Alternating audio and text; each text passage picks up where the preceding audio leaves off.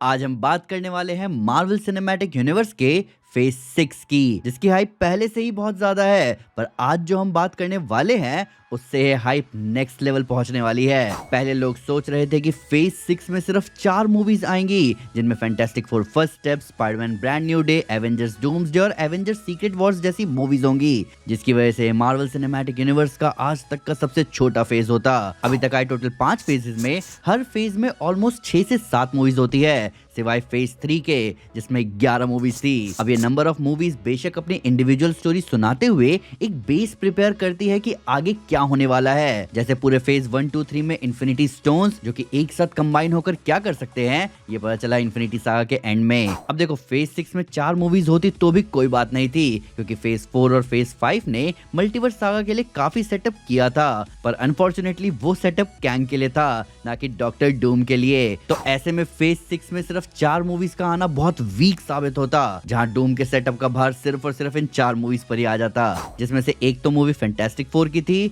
जिसमें हमें डॉक्टर डूम का कैमियो मिला। वहीं स्पाइडरमैन ब्रांड न्यू डे भी स्पाइडरमैन की कहानी पर फोकस करेगी, पर उसके साथ साथ थोड़े हल्के हाथ में आगे डूम्सडे या सीक्रेट वॉर से भी कनेक्ट करेगी। जिसके बाद डॉक्टर डूम का सारा भार आ जाएगा एवेंजर्स डूम्सडे पर, जो कि उसकी भौकाले दिखाते दिखाते खत्म हो जाएगा।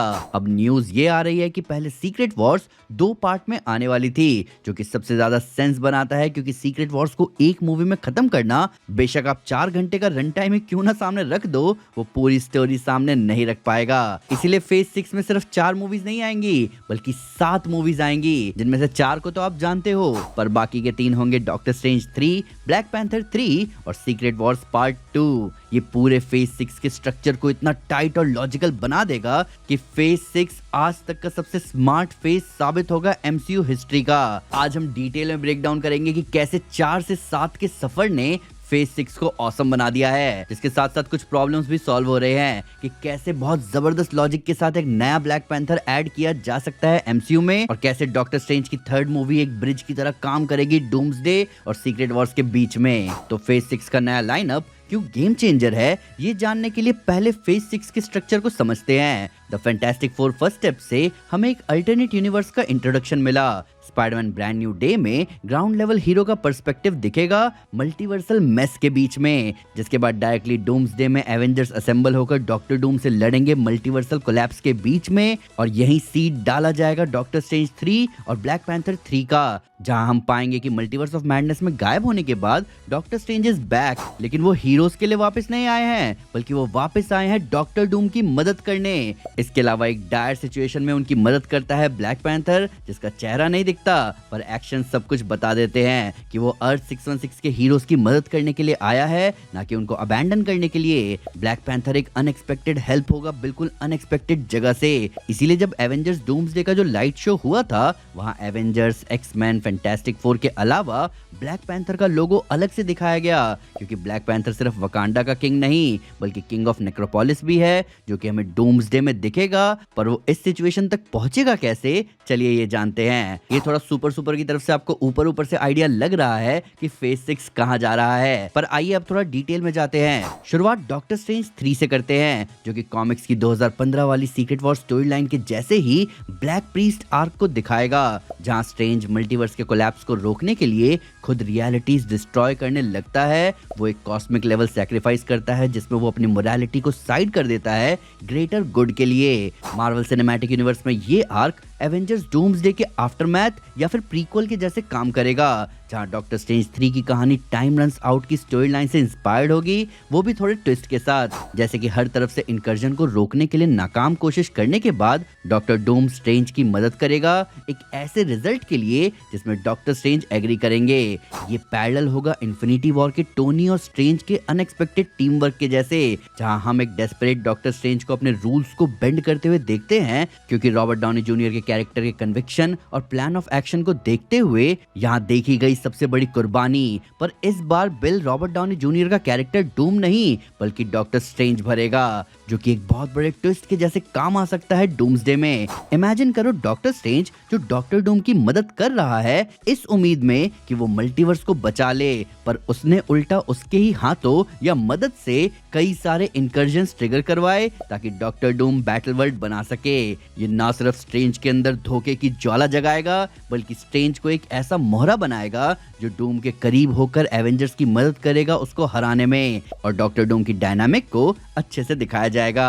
अब इन सारी चीजों के होने के लिए डॉक्टर स्ट्रेंज 3 सबसे बड़ा सेटअप होगा, क्योंकि उसी मूवी में हमें डॉक्टर स्ट्रेंज और डॉक्टर डूम की डायनामिक को अच्छे से दिखाया जाएगा। ये मूवी बनेगी परफेक्ट प्रीकर्सर, ये एक्सप्लेन करते हुए कि क्यों डॉक्टर स्ट्रेंज बैटल वर्ल्ड में डॉक्टर डूम के साइड में खड़ा मिलेगा। एक परफेक्ट सेटअप जहां हमें डॉक्टर स्ट्रेंज के आर्क के दिखने के साथ साथ डूम का आर्क और बेहतर होता हुआ दिख सकता है। इवन कॉमिक्स में भी एक बहुत बड़ा आर्क है डॉक्टर स्ट्रेंज और डॉक्टर डूम का, जहां एक जबरदस्त रिवील था जिसके बाद डॉक्टर स्ट्रेंज के सोचने का पूरा तरीका ही बदल गया था। डॉक्टर स्ट्रेंज 3 के बाद स्टोरी आती है ब्लैक पैंथर 3 की, जो कि फेज 6 का दूसरा सरप्राइज बॉम्ब है जो एवेंजर्स डूम्सडे के बाद आएगा। यहाँ नया ब्लैक पैंथर इंट्रोड्यूस होगा, लेकिन वो मेन मार्वल यूनिवर्स अर्थ 616 से नहीं है बल्कि एक अल्टरनेट यूनिवर्स से होगा।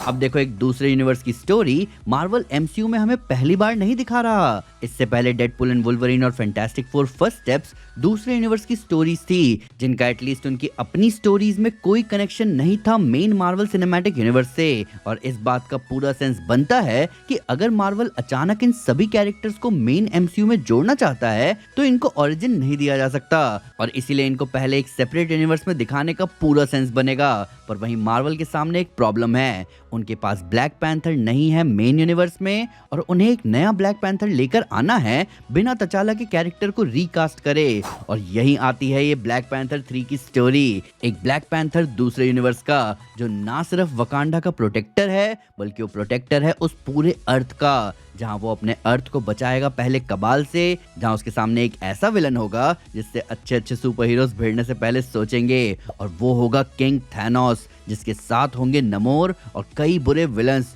जो कि सिर्फ और सिर्फ अपने यूनिवर्स को इंकर्जन से बचाने के लिए इस ब्लैक पैंथर के अर्थ को खत्म करने आएंगे। पर ये ब्लैक पैंथर कबाल को बताएगा कि वकांडा को बचाने के लिए वो चाहे मैड थैनोस हो या किंग थैनोस, वो किसी को नहीं छोड़ेगा। पर ट्विस्ट यहाँ ये है कि बेशक फाइनल फाइट में वो कबाल को हरा दे और किंग थैनोस से जीत जाए, पर वो एक चीज से नहीं जीत सकता, और वो है इंकर्जन, जिसकी वजह से वकांडा होगा बर्बाद, सिर्फ बचेगा ब्लैक पैंथर जो कि सामना करेगा डूम का। अब यहाँ देखो, एक कनेक्शन कुछ ऐसा होगा कि एमसीयू के वकांडा ने अपने ब्लैक पैंथर को खोया है, वहीं इस ब्लैक पैंथर ने अपना पूरा वकांडा खोया है, और तब सीक्रेट वॉर्स के बाद इस नए ब्लैक पैंथर को परफेक्टली फिट किया जाएगा एमसीयू के वकांडा में, जिसके साथ साथ फैंटास्टिक फोर और एक्समैन भी शामिल होंगे इस नए यूनिवर्स में। अब बात करें सीक्रेट वॉर्स के सेकंड पार्ट की, तो आपको याद है एक बहुत ही पॉपुलर थ्योरी है जिसमें ये कहा गया है कि जिस एवेंजर्स मूवी के लोगो के अराउंड सर्कल कंप्लीट है उसकी कहानी पूरी दिखाई गई है,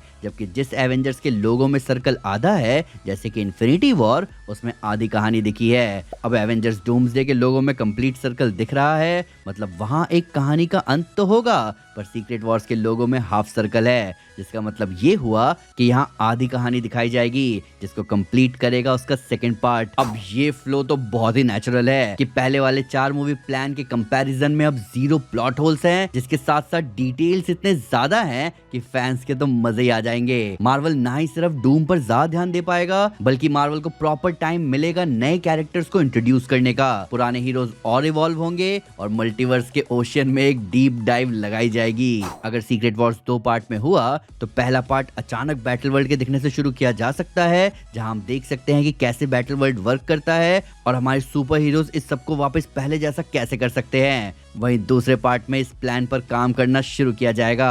डॉक्टर स्ट्रेंज 3 से डूम स्ट्रेंज डायनामिक सेट होगा, ब्लैक पैंथर 3 से नया किंग मिलेगा और सब सीक्रेट वॉर्स के लिए रेडी हो जाएंगे। देखो, अब कनेक्शन कहीं से भी बिठाए जाए, कोई भी सीक्वल कहीं भी लाया जाए, आप मुझे बस एक बात बताओ, ये पूरा हिसाब किताब क्रेजी है कि नहीं? अब आप मुझे कमेंट में ये बताओ कि आपके सीक्रेट वॉर्स को 2 पार्ट में डिवाइड करने के बारे में क्या कहना है, और डॉक्टर स्ट्रेंज 3 और ब्लैक पैंथर 3 कहां फिट होगा इस पूरी कहानी में, ये भी बताओ। आइए इन सब के बारे में कमेंट्स में डिटेल में बात करें। वीडियो अच्छी लगे तो लाइक जरूर करें और चैनल को सब्सक्राइब करना ना भूलें। साथ ही साथ एक स्टेप आगे आकर अपने फेवरेट चैनल को सपोर्ट करें मेंबरशिप लेकर। Thank you guys, this is Aman Sinha and you are super super. Piece.